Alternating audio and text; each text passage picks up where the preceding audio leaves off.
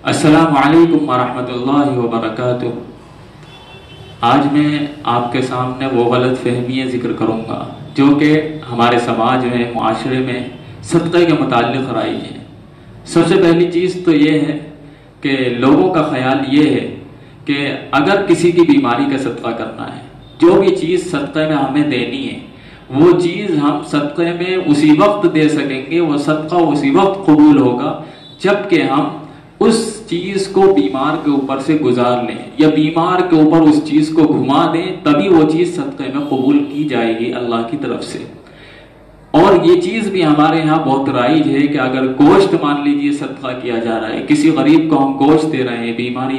کا صدقہ کیا جا رہا ہے، تو اس گوشت کو ہم بیمار کے ساتھ پہلے چپکائیں، پھر اس کے بعد اسے گوشت کو صدقہ کریں، ورنہ وہ قبول نہیں ہوگا۔ اسی طرح ایک چیز بہت رائج ہے کہ اگر کسی گھر کا کوئی فرد، کوئی پرسن زیادہ بیمار ہو جاتا ہے تو لوگ یہ کرتے ہیں کہ ایک بکرا لے آتے ہیں، اور لوگوں کا خیال یہ ہوتا ہے کہ یہ بیماری اس پیشنٹ سے ہٹ کر کے اس بکرے پر چلی جائے گی اور بکرے کو ذبح کر دیا جائے گا۔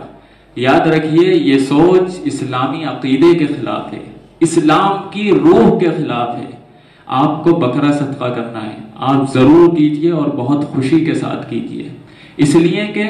آپ اللہ کے راستے میں دینا چاہ رہے ہیں، بیماری کا صدقہ کرنا چاہ رہے ہیں، ضرور کیجئے، لیکن یہ سوچ کبھی بھی ذہن میں نہیں آنی چاہیے، کبھی بھی یہ خیال ذہن میں نہیں آنا چاہیے کہ ہمارے بیمار کی بیماری ہٹ کر کے اس بکرے پر لگ جائے گی، اس لیے کہ یہ اسلامی عقیدے کے خلاف ہے۔ بلکہ میں کہتا ہوں کہ بکرا صدقہ کرنے سے زیادہ بہتر ہے آپ 10,000 کا، 12,000 کا یا اس سے زیادہ اور کم قیمت کا بکرا لائیں گے،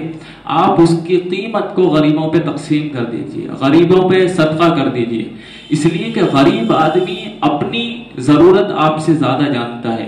آپ نے اسے 2 دن بکرا کھلا دیا، ایک ٹائم اسے بکرا کھلا دیا، تیسرے دن وہ بیچارہ خود خالی ہاتھ بیٹھا ہے، تو